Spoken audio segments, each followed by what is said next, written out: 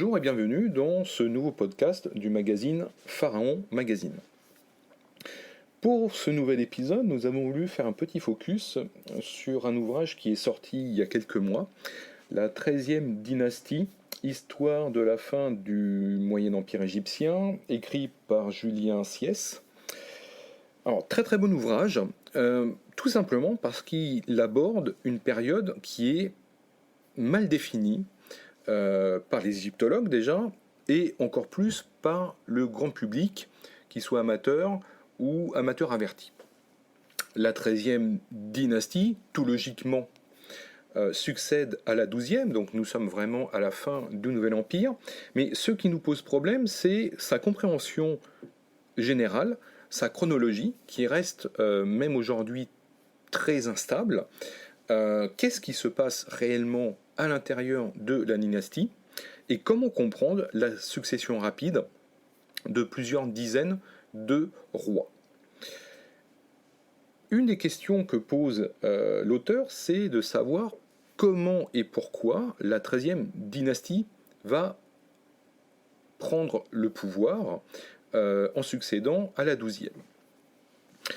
On sait que cette dynastie existe, là il n'y a pas de doute, parce que dans le papyrus dit de Turin, donc le canon royal de Turin, qui est un papyrus du Nouvel Empire, nous avons toute une liste de rois qui sont regroupés par section, par groupe, par famille.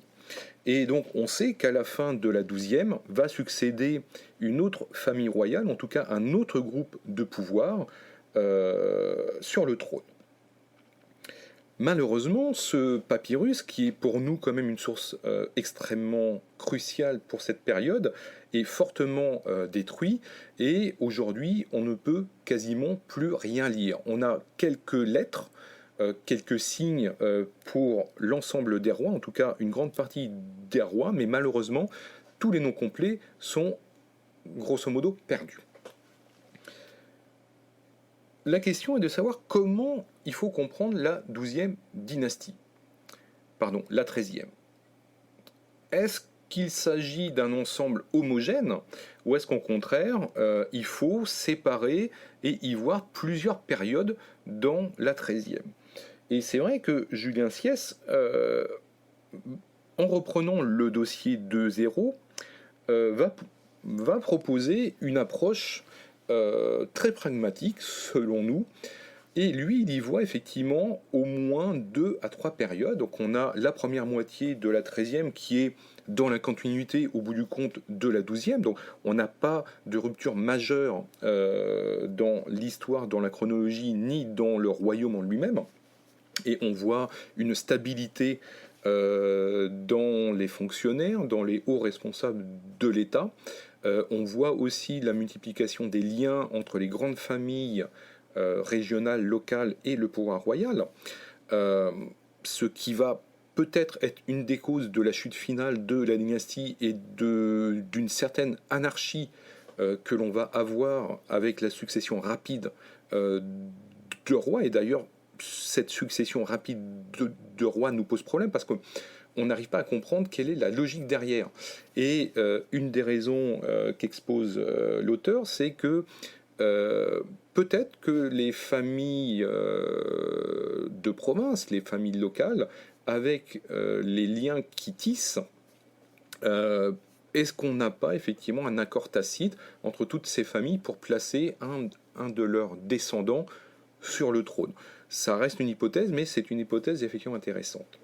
Donc, on comprend que la première partie de la 13e reste globalement dans la lignée de la 12e avec les grands pharaons. On s'aperçoit aussi que ces premiers rois, les 10-12 premiers rois, grosso modo, vont d'ailleurs se référer au dernier grand règne de la 12e, donc avec le règne d'Amenémat III. Et c'est vrai qu'un certain nombre de noms royaux qui vont composer la titulature royale de ces premiers rois de la 13e font référence d'ailleurs effectivement à ce prestigieux souverain, donc le dernier grand souverain de la 12e. Mais on s'aperçoit quand même que vers le milieu de la 13e dynastie, on a une rupture qui semble se faire, en tout cas on a un moment de flottement, et peu à peu, effectivement, on voit que les rois se succèdent de plus en plus rapidement, on perd une partie de la compréhension de la chronologie et de la succession. Et surtout, c'est dans la deuxième partie de la 13e dynastie que l'on commence à voir apparaître des divisions au niveau du royaume. Et il y aurait une ou plusieurs dynasties plus ou moins régionales qui vont faire concurrence au roi de la 13e. Et ça, c'est vraiment un changement très très important. C'est que, effectivement, à un moment donné, encore une fois, sans doute vers la fin, sans doute la deuxième moitié de la 13e dynastie, on voit apparaître une véritable division du royaume. Alors, à quel moment apparaît cette division? Là est la vraie question aujourd'hui, parce qu'on manque d'informations, on manque de matériel archéologique pour nous donner des vrais indices, mais en tout cas, on voit apparaître effectivement à un moment donné, et notamment à Abydos, des sortes de dynasties locales, de rois locaux, qui vont régner quelques dizaines d'années. Comment et pourquoi la 13e disparaît totalement? Et qu'est-ce qui apparaît après la fin de la 13e? C'est une des questions que pose Julien Siès, et c'est vrai qu'il remet en cause un certain nombre de choses, notamment comment et pourquoi les Hyksos vont constituer une dynastie à part depuis Avaris, et surtout se poser la question à quel moment les rois Hyksos vont vraiment apparaître.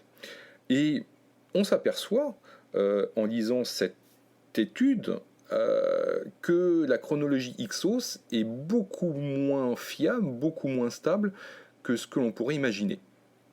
Il faut bien se rendre compte que seuls les derniers rois Hyksos, notamment avec les sources thébaines, donc avec les sources de la 17e dynastie à Thèbes, c'est grâce à ces sources que l'on connaît les noms des derniers rois Hyksos. Tout ce qui se passe avant, donc grosso modo entre la fin de la 13e dynastie et le début de la 17e dynastie à Thèbes, on a peu de choses, on n'a pas d'éléments extrêmement fiables pour savoir à quel moment émergent ces rois et surtout à quel moment ces rois Hyksos vont commencer à conquérir les territoires, en tout cas établir une sphère d'influence vers le sud. Et ça, c'est une question très intéressante qui nécessiterait sans doute une nouvelle étude de cette partie de l'histoire égyptienne. Quoi qu'il en soit, il faut quand même saluer le travail de Julien Siès, parce qu'il reprend quand même le dossier de zéro, il réanalyse toutes les sources historiques plus ou moins fiables, et notamment les extraits que l'on a encore de Manéthon. Il prend appui naturellement sur le papyrus de Turin, même s'il est extrêmement incomplet. Il réanalyse tous les matériels archéologiques que l'on a pu retrouver, les attestations, les documents, les monuments. C'est vrai que la 13e dynastie reste un point chronologique extrêmement énigmatique parce qu'on la connaît extrêmement mal. Et malgré tout le travail qu'a fait Julien Siès, on s'aperçoit que on est encore loin d'avoir une compréhension globale de la situation entre la fin de la 12e dynastie et même jusqu'au milieu de la 17e dynastie à Thèbes. Et c'est en cela que l'histoire est une science extrêmement intéressante, parce que celles et ceux qui disent que l'histoire est une science morte, non, l'histoire n'est pas une science morte, et on s'aperçoit que génération après génération de chercheurs, on peut avoir de nouveaux optiques, on peut avoir de nouvelles interprétations des sources déjà connues. Et sans doute que dans les prochaines années, on aura de nouvelles études qui vont reprendre cette très bonne base, et espérons que de nouvelles découvertes pourront nous donner plus d'informations sur la 13e dynastie.